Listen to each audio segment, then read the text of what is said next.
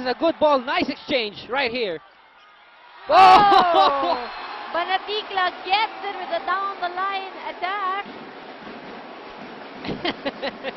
Tumula sa no, sa kamay ni Belen.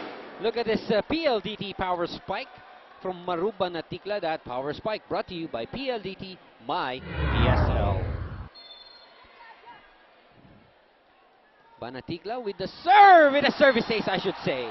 She's very lucky. 2 straight points for Maru. Remember, she was put in for Angelita Baquero in that first set. That's right. Pero alam mo, maganda kasi dito sa parehong teams na to, malalim yung bench. Malalim. You can always pull any player from the bench and you can be confident that they would deliver. Jane Bully off the block of Carolino. And she has done that so effectively here in game number 1. Mikasa, the official ball of the Shakey's V-League. Thank you, Mikasa. Banaticla with a missed reception. Yun, that last service reception error kasi she was moving. That's right. Pagcor Sports is a proud partner of the Shakey's V-League. Thank you, Pagcor Sports. Good serve. Belen able to save it. Nice save there from Belen. That is too close. Picked up by Cruz. They give it to Suzanne Roses. Picked up by Curato. Nice save.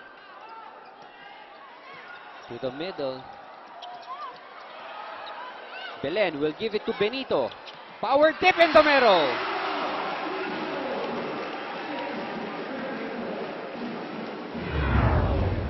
But Benito go for that middle area. Yun. Butas na butas. And Curato just like diving for for air. Wala na eh. Dumaan Wala na. na. Tumalbog na yung bola. Oh! Bad read by Banaticla. 2 reception errors from Banaticla in this set has given San Sebastian this 3-point lead.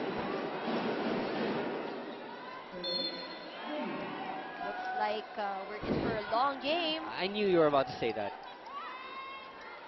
Siyempre, both these teams walang gusto magpatalo. Oo.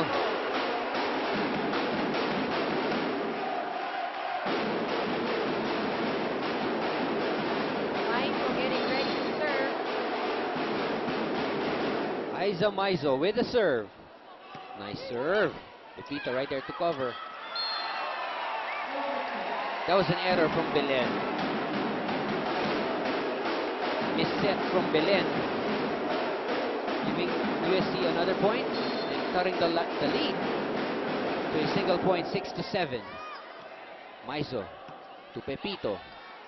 Ooh! Nice clean execution. Wow!